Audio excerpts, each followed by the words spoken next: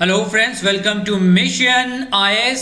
Now friends, these are the most expected MCQ that have high potential to be asked in your upcoming prelim exam. तो ये हर एक question जो मैं आपको देने जा रहा हूँ जिसके बहुत ज़्यादा चांसेस है आने वाले प्रीलिम में पूछे जाने की।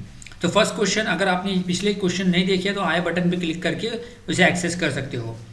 सो first question, graded response action plan was recently seen in news in the context of is related to air pollution, right?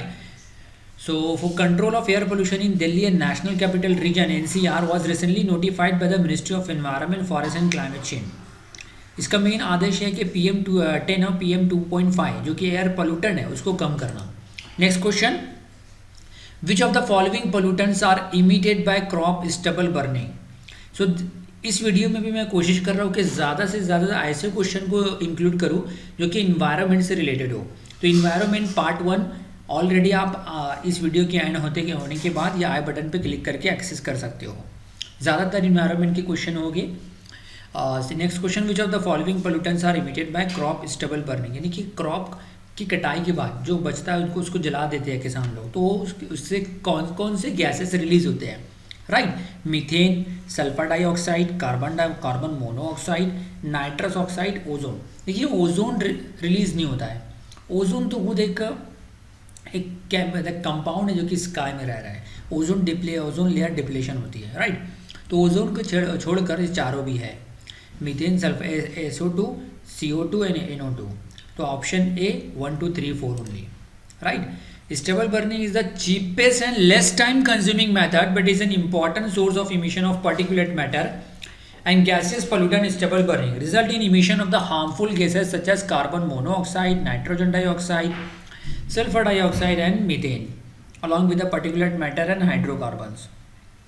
ये काय को करता है, किसान जलाता है to prepare the field for the subsequent crop to be sown. तो आने वाली क्रॉप जैसे खरीफ की क्रॉप के बाद ही जनरली स्टेबल बर्निंग करता है किसान ताकि रबी की क्रॉप डाले। Next question, with regard to the recently launched electronic human resource management system EHRMS, consider the following statements. It is an online platform for central government employees to apply for leave and access their service related information. Second, it is launched by the Ministry of IT and Communication. देखिए government कभी भी ऐसा आता है कि ये ministry के जरिए लॉन्च किया गया तो ये रॉन्ग होने के ज़्यादा चांसेस होता है as per the previous year analysis. अगर आपने करा होगा पिछले 5-6 सालों का कोई स्कीम है, स्कीम के बाद 2 स्टेटमेंट दिए हुए हैं और उसमें लिखा हुआ कि ये स्कीम या ये काम ये मिनिस्ट्री ने किया, तो वो ministry generally UPSC intentionally wrong देता है। तो सेकंड स्टेटमेंट रॉन्ग है, फर्स्ट स्टेटमेंट इज राइट, क्योंकि ministry of personnel public grievances and pension ने लॉन्च किया, ना कि मिनिस्ट्री ऑफ आईटी ने।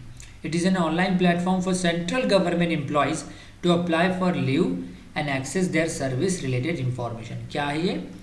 Human resource electronic human resource management system.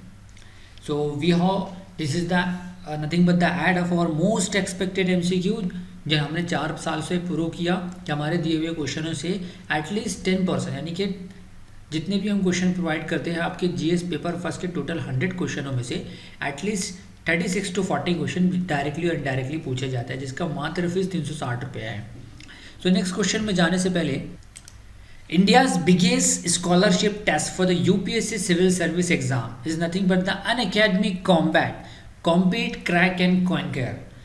मुकाबला करो, हराओ और जीतो, ये है अनअकैडमी कॉम्बैट का आदेश, मकसद कि ताकि आप यूपीएससी की प्रिपरेशन कर रहे हो, आप बोर ना हो बल्कि इसको एंजॉय करें। इसलिए अनअकैडमी ने हर संडे को Unacademy combat quiz competition held करता है। इसमें वही क्वेश्चन होते हैं जैसा कि UPSC GS paper first prelim में पूछा जाता है, राइट? तो डिस्क्रिप्शन में इसका लिंक दिया हुआ है। आने वाले 28 फरवरी को सुबह 11 बजे और हर संडे को सुबह 11 बजे ये कॉम्बैट होता है। इसमें चैलेंजिंग क्वेश्चन रहते हैं जब भाई यूपीएससी प्रीलिम के लेवल के, और आपको जितनी जल्दी और राइट आंसर देते हो उतना आपका तेज़ी से पॉइंट बढ़ता है। पॉइंट बढ़ने के कारण आपकी रैंक बढ़ती है, और अगर आप रैंक फर्स्ट टू थर्ड आते हो तो आपको अनअकैडमी प्लस सब्सक्रिप्शन जो कि लाखों रुपीज़ का है वो फ्री ऑफ कॉस्ट मिलेगा। रैंक 4 to 10 आते हो तो आपको 75% डिस्काउंट मिलेगा। 1150 रैंक 1 to 3 को टोटली फ्री है, 100% फ्री है, राइट? और सबसे पहले बता दूं कि जो कॉम्पेट है, कोई क्विज कंपटीशन है, it is a scholarship exam and completely free of cost, totally free, इसमें कोई पैसा आपको पे नहीं करना है, टोटली फ्री है। तो जितना आप रैंक लोअर आएगा, अगर रैंक 51 to 500 आएगा तो आपको सिर्फ मात्र 25% डिस्काउंट मिलेगा। तो इसमें total duration of the test है और क्विज कंपटीशन रहेगा 45 मिनट्स, 60 क्वेश्चन दिए रहेंगे और 60 क्वेश्चन 6 भागों में 6 सेक्शंस में डिवाइड रहेंगे, यानी कि हर एक सेक्शन से 10 क्वेश्चन, यानी कि हिस्ट्री से 10 question, geography 10, environment 10, current affairs 10, like this पूछा जाएगा। राइट, तो बिना देर किए हुए डिस्क्रिप्शन में इसका लिंक दिया हुआ है, इस लिंक पे क्लिक करके आप ज्वाइन हो सकते हो और उसके बाद ये कोड डालना ना भूलिए MIYT10, इसके डालते ही आपको को फ्री ऑफ कॉस्ट एक्सेस मिल जाएगा। Thank you. Next question, which of the following are the effect of the global warming? First, increase in the pathogenic diseases, rise in transpiration rates, third, poleward shifting of vegetation। तीनों ही कारण है, option B is correct. So global temperature is likely to rise 2 to 5 degree Celsius during the next century.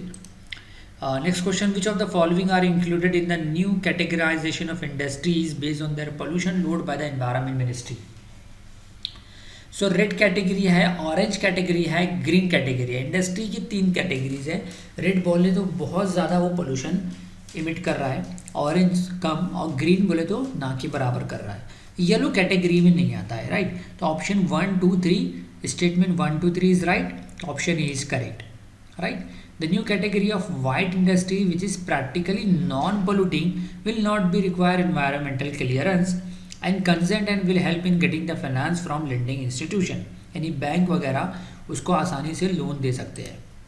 Next question, general data protection regulation is related to European Union. Answer is European union.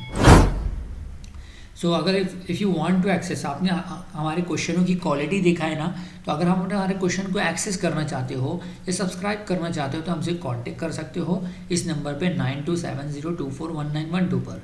Right, because we are giving the 100% guarantee के near 30 to 35 question में be ask in your upcoming prelim exam, जिसकी fees just 360 रुपये है। तो European Union general data protection regulation replaces the data protection directives on 1995 and is designed to harmonize the data privacy law across Europe.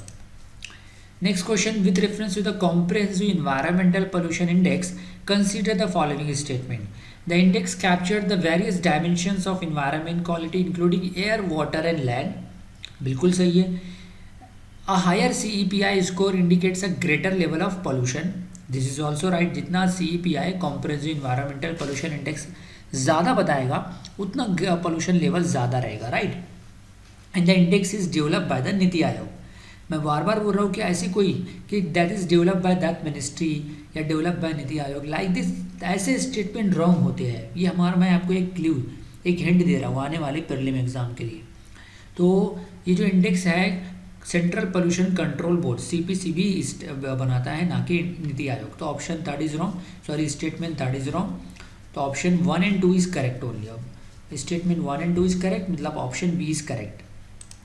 You can read here, central pollution control board has developed the comprehensive environment pollution index. Right, next question, which of the following contribute to the green house gas emission? Oxidation of carbon compounds, consumption of fossil fuels, manufacture of cement. तीनों ही कारण हैं green house gas के emission के। Manufacturing of cement से methane वगैरह release होता है। राइट, सो तीनों ही कारण है। Gases responsible for the green house effect are carbon dioxide, methane, nitrogen dioxide, chlorofluorocarbons. Oxidation of carbon compound, consumption of fossil fuels and manufacture of cement contribute to increase of carbon dioxide in the atmosphere. Next question, which of the following elements and compounds observe bio accumulation along the food chain? Accumulation word ना मतलब ये जमा होना, मतलब एक के बाद एक स्टोर होते जाना। लाइक जब एक्यूमुलेशन आया तो ये फूड चेन में एक जंजीर के फूड चेन बनेगा। राइट, एक चेन के माफिक बनेगा। तो डाइक्लोरो डाइफेनिल ट्राइक्लोरो होते हैं, DDT के इस्तेमाल से होता है, जो बायो एक्यूमुलेशन यानी आसानी से डिग्रेड नहीं होता है। राइट, ये इनऑर्गेनिक मटेरियल है, ऑर्गेनिक आराम से ख़त्म हो जाता है, लेकिन इनऑर्गेनिक हज़ारों सालों तक कायम रहता है। मर्क्यूरी भी है, रेडियो एक्टिव आइसोटोप्स, तीनों ही बायो एक्यूमुलेशन फूड चेन में रहते हैं, राइट। आपने सुना होगा मिनामाटा डिसीज़, अगर मर्क्यूरी समुंदर में जाए उसे मछली खा ले और मछली को वो मर्क्यूरी मछली को जाके कम नुकसान करेगी, लेकिन अगर वो फिश वो मछली ह्यूमन बींग अगर इंसान कंज्यूम करेगा तो उसको बहुत बड़ा मिनामाटा डिसीज़ हो सकता है, right. So that is the all the options statements are right. Bioaccumulation it refers to the transfer of toxic substance from one organism to other organism through the food chain. And biomagnification refers to the tendency of toxic material to concentrate as they move along the food chain, right. So last question we will see in the next video. So I hope IAS aspirants you enjoy this video. So don't forget to like this video और जितना ज़्यादा हो सके इसे share कीजिए ताकि more and more IAS aspirants and working class aspirants will be benefited. Thank you.